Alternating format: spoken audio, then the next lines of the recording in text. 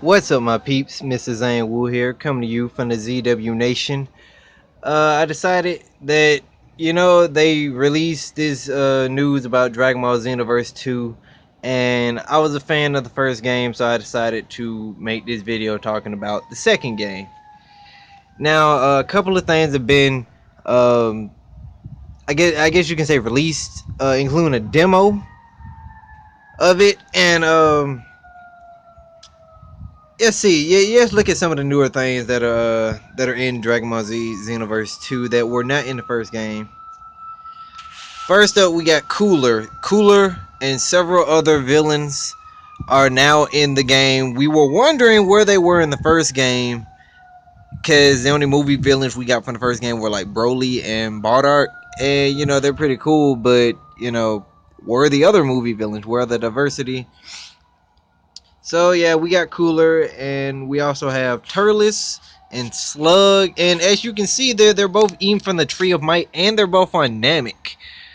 They've never been on Namek before, and they've never met each other before. So this is kind of interesting how certain things can be different in the timelines, where villains that have never met each other are working together now, and are both getting boosts from the Tree of Might. This is turned out to be a pretty interesting game already.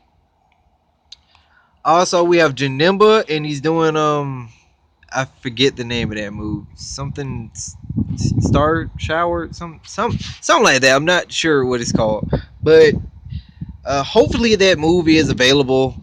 Like the previous games, with the customization. Hopefully, we're able to get that move. I'm really hoping for it to be an ultimate as well. Speaking of ultimates and other things that we didn't get in the first game, we move on to the actual character. As you can see right there, he is Super Saiyan 3. Now, that's one of the things that I was kind of interested in. I was a little mad at first until I saw how the process worked. I was like, oh man, they're giving all the attention to the Saiyans again. What about the other races? Do they get transformations?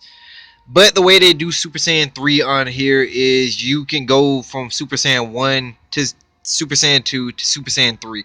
So you don't have to constantly get them over and over again. They're all in one little thing. I assume you just have to get Super Saiyan and you can keep transforming. The move that he's doing is the Final Shine. I mean, not Final Shine. Wow. The Final Kamehameha.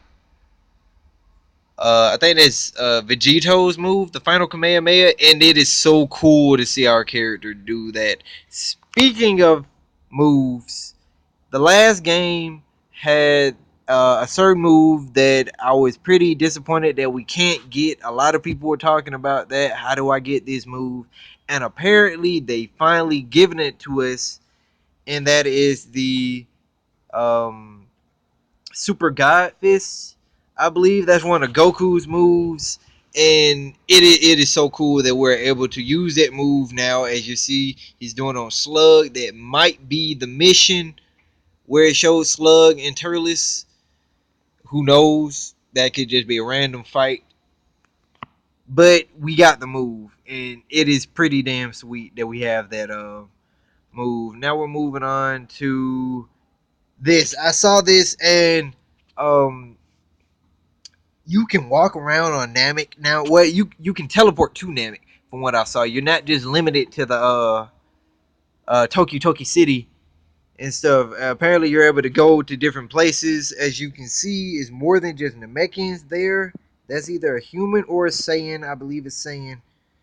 And you might be able to do that. Might be able. I mean, that might be how we're doing the parallel quest now. Is instead of being in one spot, we do parallel quests that are in that location. That's an interesting little thought that I just had. Also, you see this Saiyan woman. She's in front of the council court building, and like I said, that might just be all these different places that you can go. That might just be how you're able to do certain parallel quests. Maybe you can find certain masters there. Frieza's ship is another place where it seems like you can just walk around and stuff.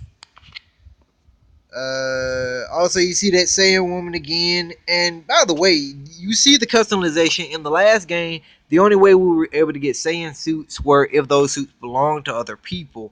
But if you look at this suit, it does not seem like any Saiyan suit we've ever seen before. So that might be one of the customization things now. If we can just plain out get a Saiyan suit.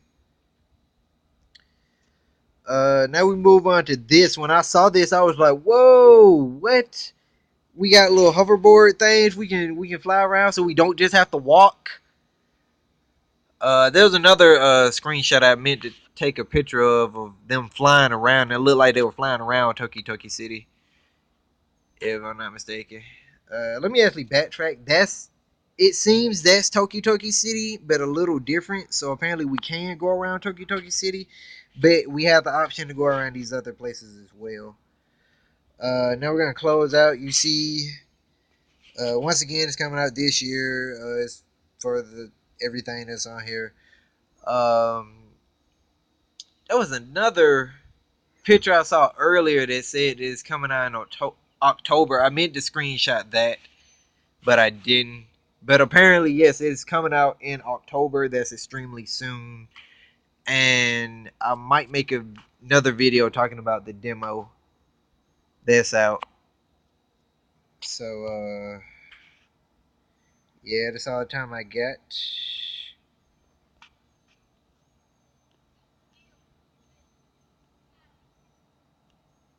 Oh crap! I can't.